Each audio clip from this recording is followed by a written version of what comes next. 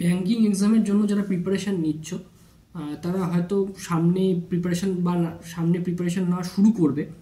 তো তাদের প্রত্যেকের মধ্যে একটা প্রশ্ন থাকে যে ব্যাঙ্কিং এক্সামের জন্য কোন সাবজেক্টে সব থেকে বেশি গুরুত্ব সহকারে পড়া উচিত, বা কোন সাবজেক্টের উপর যদি জোর দেওয়া যায় তাহলে আমি খুব সহজেই চাকরিটা পেয়ে যাব।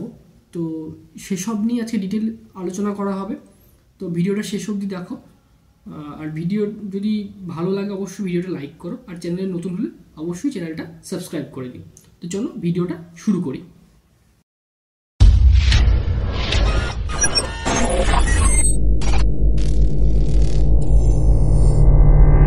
আইবিপিএস এবং এসবিআইয়ের যে এক্সামগুলো হয়, ঠিক আছে, সেখানে প্রিলিমিনারি এবং মেন্সের জন্য সব মিলিয়ে মোট 5টি বিষয় কিন্তু তোমাদেরকে পড়তে হয়, ঠিক আছে।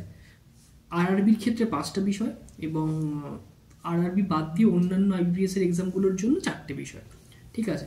তো এই সাবজেক্টগুলো তোমাদেরকে পড়তে হবে, ঠিক আছে। রিজনিং, ম্যাথ, তোমার থাকছে জেনারেল অ্যাওয়ারনেস আর ইংলিশ, ঠিক আছে। আর আরআরবির ক্ষেত্রে সাথে কম্পিউটারটা অ্যাড হয়, ঠিক আছে। তো তোমরা জানোই প্রত্যেকে যে আইবিপিএসের এক্সামের, সেটা প্রিলিমিনারি হোক মেন্স হোক, সমস্ত এক্সামগুলোতে কিন্তু সেকশনাল কাট অফের একটা ব্যাপার থাকে, ঠিক আছে। শুধুমাত্র এসবিআইয়ের পিও এবং এসবিআই ক্লার্কের কোনো সেকশনাল কাট অফ থাকে না, ঠিক আছে। এসবিআই বাদ দিয়ে আইবিপিএসের এক্সামগুলোতে সেকশনাল কাট অফ থাকছে। তাই যেহেতু সেকশনাল কাট অফ চলে আসছে, সেক্ষেত্রে কিন্তু প্রতিটা সাবজেক্ট কিন্তু গুরুত্বপূর্ণ হয়ে দাঁড়াচ্ছে, ঠিক আছে। সেটা তুমি রিজনিংয়ে বলো, বা কম্পিউটারই বলো, বা জেনারেল অ্যাওয়ারনেসই বলো, বা ইংলিশ বলো, বা কোয়ান্টিটিভ অ্যাপটিটিউড বলো, প্রতিটা সাবজেক্ট কিন্তু সমান গুরুত্বপূর্ণ হচ্ছে। কারণ তুমি যদি কোনো একটা সাবজেক্টকে নেগলেক্ট করো, তাহলে সেই সাবজেক্টের কিন্তু প্রিপারেশনটা ভালো হবে না, তুমি ভালো স্কোর করতে পারবে না। আর ভালো স্কোর না করতে পারলে হয়তো তোমার সেকশনাল কাট অফটাই ক্লিয়ার হবে না, ঠিক আছে। সেকশনাল কাট অফটা যদি ক্লিয়ার না হয়, তাহলে কিন্তু আলটিমেটলি তোমার পরীক্ষার ক্লিয়ার হলো না, ঠিক আছে। তাই জন্য প্রতিটা সাবজেক্টকে সমান গুরুত্ব দিতে হবে। এবার তুমি ভাবতে পারো, তো এসবিআইয়ের ক্ষেত্রে তো সেকশনাল কাট অফ নেই, তাহলে কি সেখানে কোনো সাবজেক্টকে আমি যদি নেগলেক্ট করি তাহলে কি আমি ক্লিয়ার করতে পারবো? সেক্ষেত্রেও কিন্তু আমি বলবো যে তুমি যদি প্রতিটা সাবজেক্টকে সমান গুরুত্ব না দাও, তাহলে কিন্তু ওভারঅল কাট অফটা কিন্তু ক্লিয়ার করা সত্যি খুব কষ্টের ব্যাপার হয়ে যাবে একটা, ঠিক আছে। সেক্ষেত্রে কিন্তু ওভারঅল কাট অফটা কিন্তু ক্লিয়ার করতে পারবে না।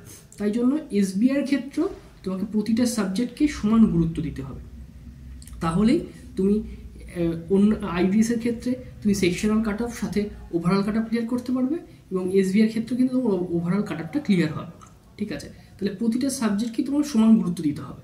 হ্যাঁ, এবার দেখা যাচ্ছে তোমার কোনো একটা সাবজেক্টে বেশ ভালো হতে পারে, সেটা তোমার ইংলিশে বেশ ভালো, বা তোমার ম্যাথসে বেশ ভালো, হয়তো সেক্ষেত্রে দেখা যাচ্ছে তোমায় কম টাইম সেই সাবজেক্টে তুমি যদি কম টাইম ইনভেস্ট করো, তাহলে তুমি বেটার রেজাল্ট পাচ্ছ, বা তোমার প্রিপারেশনটা ভালো হচ্ছে, সেটা আলাদা বিষয়। কিন্তু উইথাউট প্রিপারেশনে কিন্তু সেই এক্সামগুলো ক্লিয়ার করতে পারবে না, ঠিক আছে। সে তোমার যতই বেশ ভালো হোক, হয়তো বেশ ভালো হচ্ছে, তুমি কম টাইম ইনভেস্ট করছো, সেক্ষেত্রে তোমার স্পিডটা কমে যাবে। আর স্পিড তো তোমরা জানোই ব্যাঙ্কিং এক্সামের জন্য একটা খুবই ইম্পর্টেন্ট বিষয়, ঠিক আছে। তাই জন্য প্রতিটা সাবজেক্টকেই সমান গুরুত্ব দিতে হবে। সমান গুরুত্ব দিয়ে তবেই তুমি এক্সামগুলো ক্লিয়ার করতে পারবে। তো এটুকুই বলার ছিল, ভিডিওটাকে অতিরিক্ত বড় করছি না ও কারণে। তো যাই হোক, ভিডিওটা এ পর্যন্তই থাকছে, দেখা হচ্ছে নেক্সট ভিডিওতে।